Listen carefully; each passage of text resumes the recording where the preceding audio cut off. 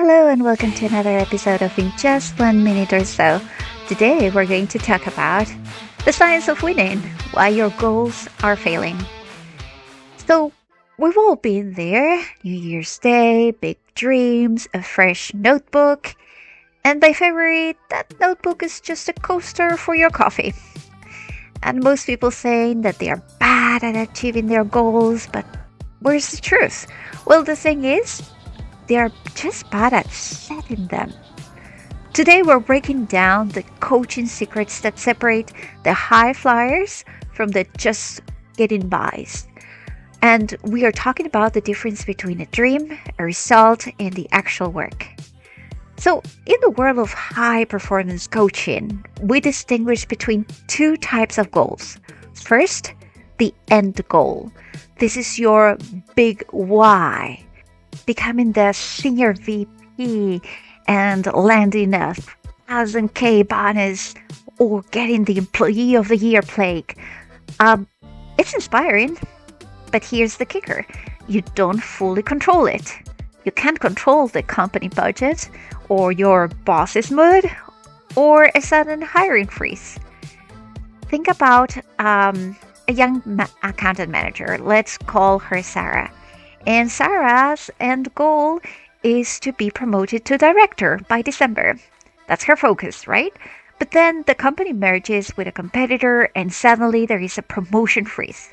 Because Sarah was only focused on the title, the end goal, she feels demoralized and starts coasting.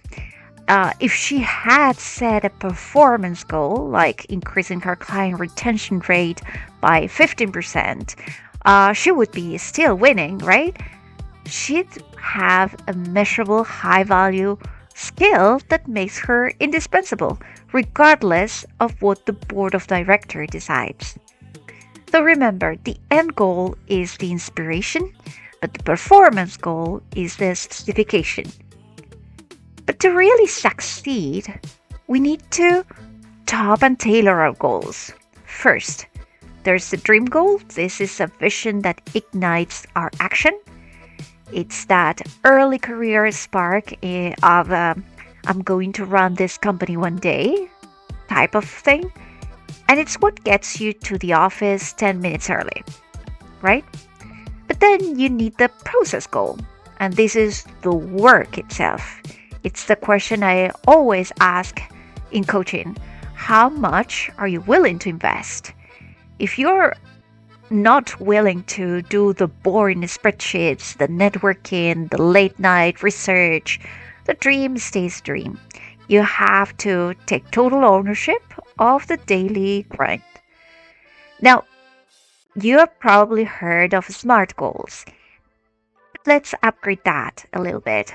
Your goals should be also pure. And what it means is positively stated, understood, relevant, and ethical. The positive part is huge. Never set a negative goal.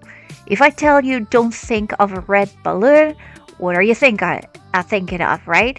Exactly. You're thinking of the red balloon.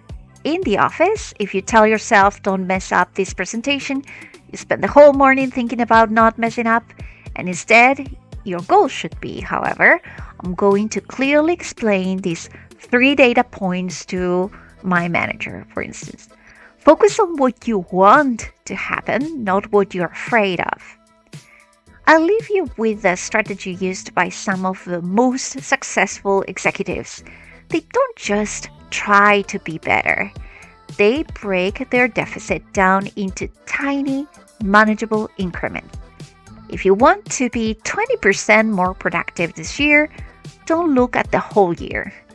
Break that down into your total working hours. You'll realize you only need to be 1 minute more efficient for every hour of your work. That's a phone call kept on track or one less scroll through social media. It's manageable. It's possible. So, what is your 1 minute of efficiency today? And thank you so much for joining us today and see you in the next episode.